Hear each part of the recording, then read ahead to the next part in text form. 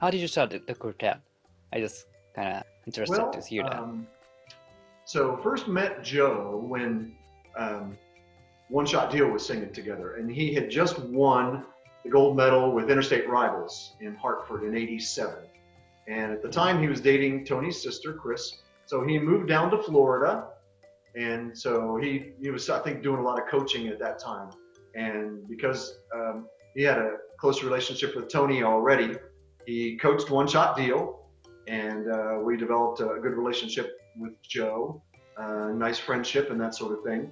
So by the time One Shot Deal was winding down, we sang in our last international in 1990 in San Francisco. They were just kind of starting up Keepsake, and Don and Tony and Joe had decided they wanted to start a quartet, and they invited me to come to a rehearsal one evening and had given me a few songs, I think, to pick up, to go through and that sort of thing. And I'll never forget it because it was at Don's house here in Orlando when he lived here. And by the end of the rehearsal, Joe said, "Okay, man, you're in." It was an audition. Yeah, so it wasn't all. Of course it was. And I knew it was going in, of course. You know, I don't remember being nervous thinking about it today.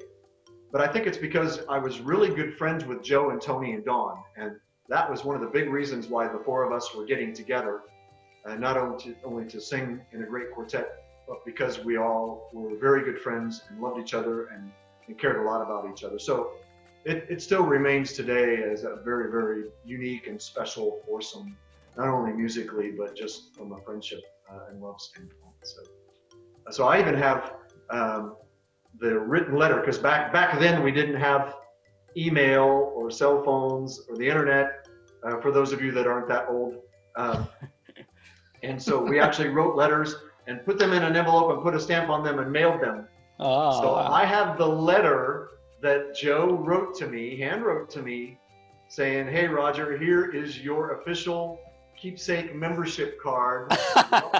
Welcome to the quartet." That's cute. I actually have it framed. Oh, That's how, what a groupie I am, and what a barbershop nut. And I saved everything. And you still when I have go it back with and you? look at things, it's fun. You still have it with you?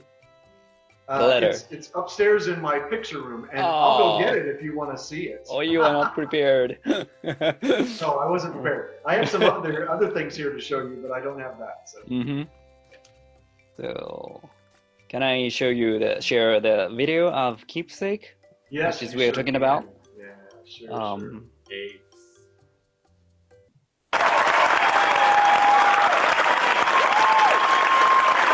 Am I doing right? I think so.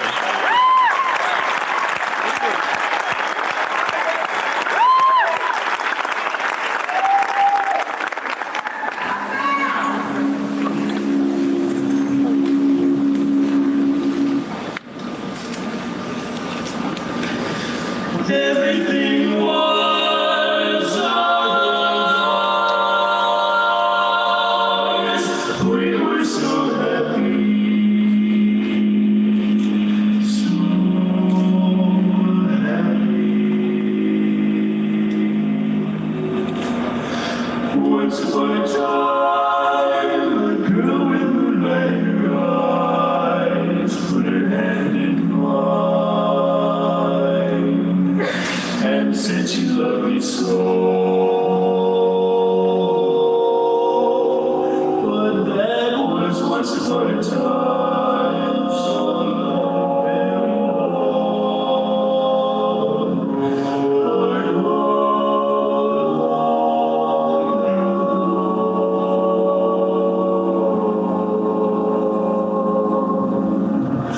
Once upon a day.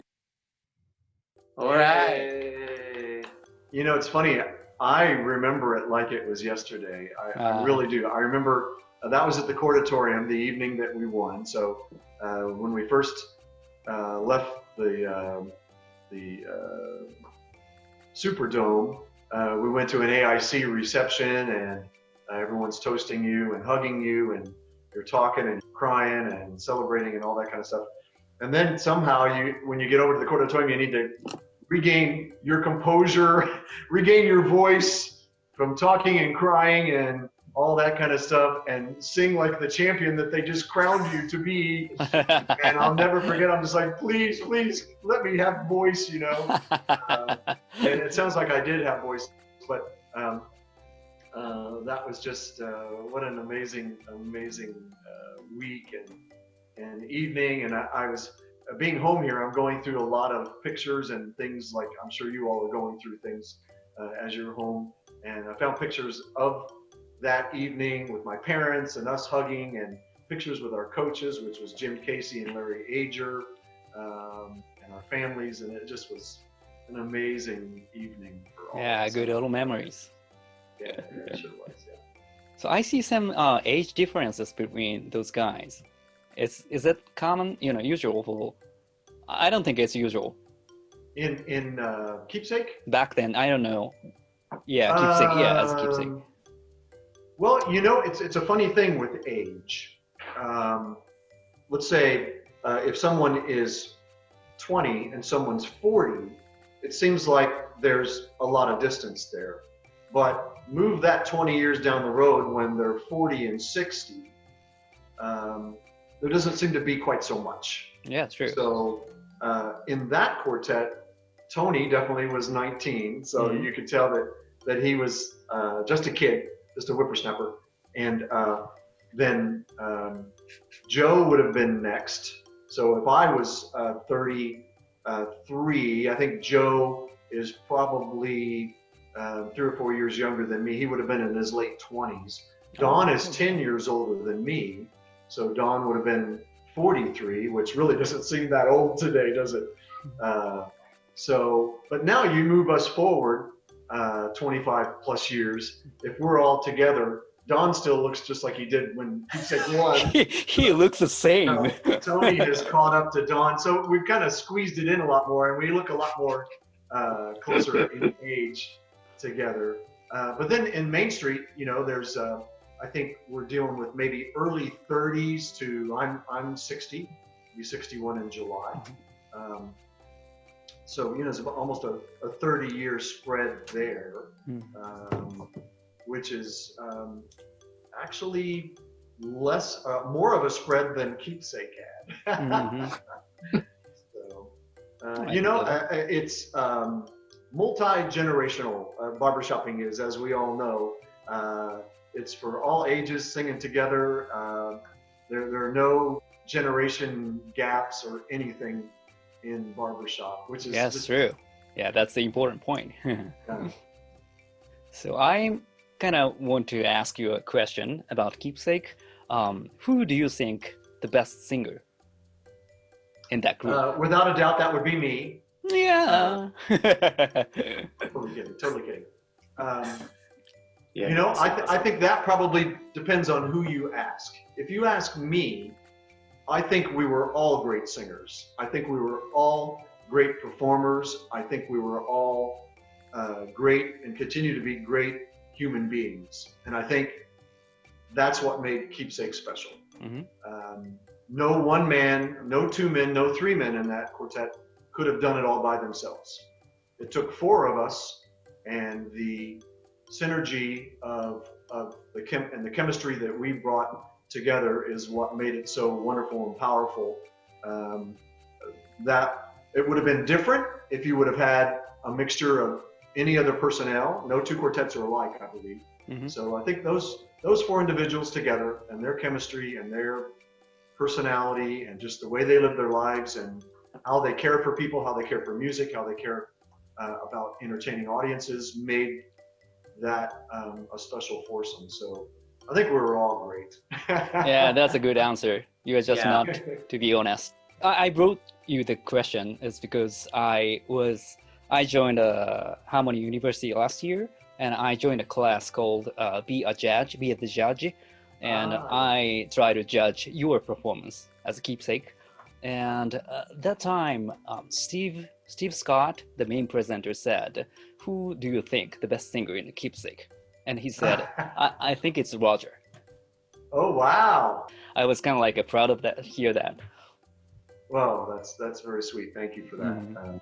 Can I ask you why you thought that? He thought, he said that. Steve Scott Oh, he said said that. that. Okay. Yeah. Oh, so and- you didn't say that. You thought it was somebody else. No. I just, of course, I thought of you. I thought of you. Sorry, that's not Steve the Scott answer. said that. Wow, that's Yeah, awesome. yeah. So do you And remember he said- why? So Roger was so consistent, Ah. keep in blending in harmony. That's why. That's the reason he thinks you Well, the that's best nice. singer. I'm honored to hear someone say that because I think that is certainly something that I have strived to be not only the best singer I can be, the best musician I can be, the best entertainer I can be, but be consistent in everything I do.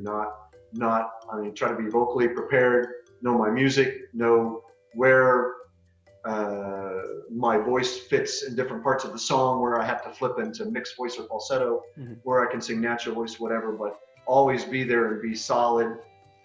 I realize I'm not a natural full voice tenor singer, never have been. My natural voice part would be baritone, as far as where my natural singing voice fits. So then you have to work at developing that consistency and strength throughout your tenor part and your break. I'll never forget my personal tenor. I have a lot of tenor heroes, but my personal tenor hero is Gene Cockcroft, tenor of the Suntones. And he always said, when he taught singers how to be better tenor singers, was always to always work your break so that they never know when you're flipping from natural voice to mixed voice, falsetto, whatever the case might be. And I'll never forget him saying that. It's always a challenge to try to do that, depending on the song, and not have it be noticed. But you just got to kind of push through it, energize through it, lots of air, and just work through it so that it's just as musical as everything else you do.